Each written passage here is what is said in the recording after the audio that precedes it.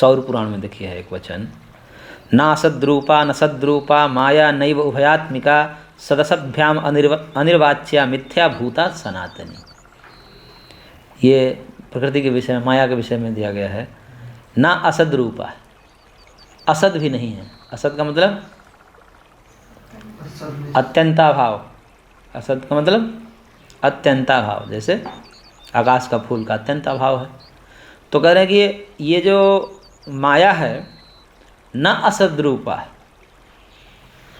आकाश के फूल के भांति भी नहीं है, असद नहीं है। न सद्रूपा, और निरंतर विद्यमान रहे एक ही अवस्था में, ऐसा भी नहीं है, बदलती रहती है। तो न सद्रूपा, नयो उभयात्मिका, सद भी हो और असद भी हो, ऐसा हो नहीं सकता, क्योंकि परस्पर दोनों विरोधी है।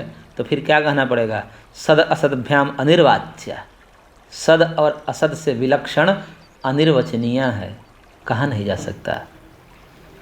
मिथ्या भूता सनातनी, और मिथ्या है।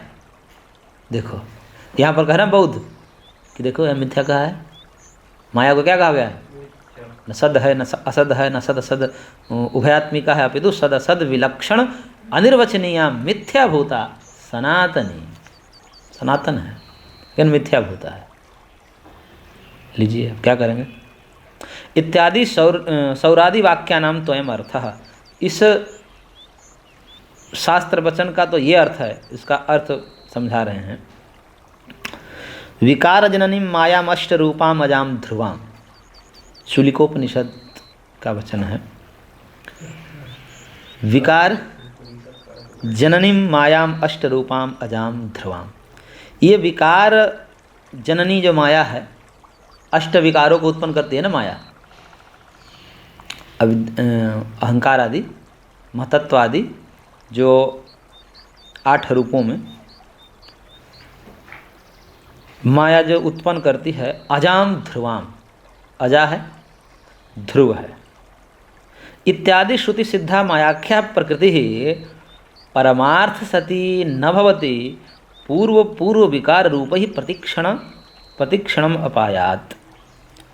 करके इत्यादि जो श्रुति वचन है जो ऊपर अभी दिखलाया गया, ना सद्रूपा माया नई उभयात्मिका, इस श्रुति का ये तात्पर्य है कि माया नाम से कही जाने वाली प्रकृति ही है।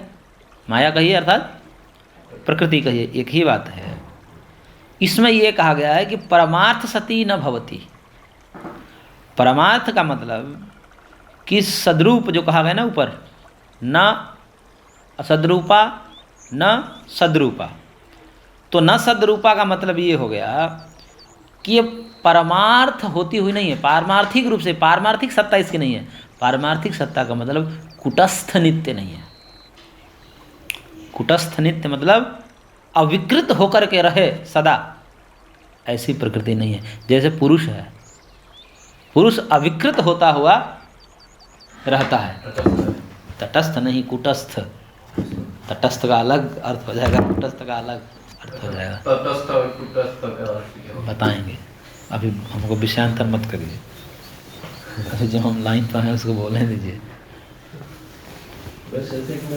तो कुटस्थ का समझ गए ना अर्थ, कूटस्थ स्थिर, दृढ़, अविकारी, बदलता नहीं है, जो अपरिवर्तनशील है, हाँ, चेंजलेस।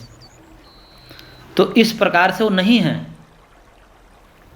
न सद्रूपा यानी कि सद्रूप नहीं है, यानी कि कुटस्थ नित्य नहीं है, ये कहने के लिए वहाँ न सद्रूपा कहा, न सद्रूपा माया। ठीक, तो फिर क्या है, क्योंकि वो पूर्व विकार रूप ही प्रतिक्षणम अपायात, क्योंकि पूर्व जो कारण है उससे आगे वाला कार्य निकलते हैं। यानी कि प्रकृति से महतत्व निकलता है और महतत्व से अहंकार निकलता है, ऐसे निकलता है ना, तो बनता है उससे, तो विकृति होगी ना। विकृत हुए बिना किसी से कुछ बन सकता है? मिट्टी विकृत हुए बिना घट बन सकती है? नहीं बन सकती है। तो कारण में विकार होगा तभी जाकर के कार्य की उत्पत्ति होती है। तो इससे इसके पूर्व कारण से प्रतिक्षण परिवर्तन होकर के उत्तर उत्तर वाले कार्य की उत्पत्ति होती है, इसलिए ये कुटस्थ नित्य नहीं है। इसका निषेध करने के लिए उपरोक्त शास्त्र वचन में न सद्रूपा माया ऐसा कहा गया। ठीक। अच्छा, फिर कह रहे हैं कि नापि परमार्थ सती भवति। नापि परमार्थ सती भवति। परमार्थ असति भवति, ऐसा है। नापि परमार्थ असति भवति, यानी कि वो पारमार्थिक रूप में न होता हुआ है, यानी कि है ही नहीं, ऐसा। परमार्थ असति भवति यानी कि कुटस्थ नित्य न होता हुआ, यानी कि नित्य न होता हुआ वो है, ऐसा भी नहीं है। ठीक है ना। इसके लिए उपरोक्त वचन में क्या कहा? ना असद रूपा। कोई कहे कि नित्य नहीं है, नित्य का मतलब कुटस्थ नित्य नहीं है, तो फिर कहे कि सद नहीं है। सद का मतलब कुटस्थ नित्य, तो फिर करके सद नहीं है, तो इसका उल्टा क्या होगा? असद है, अत्यंता भाव रूप में, खम पुष्प की भांति। तो करेंगे नापि परमार्थ असति भवति, यानी कि परमार्थ यानी कि सत के विरोधी असत भी नहीं है, क्योंकि देखा जा रहा है। हाँ। क्यों असत नहीं है?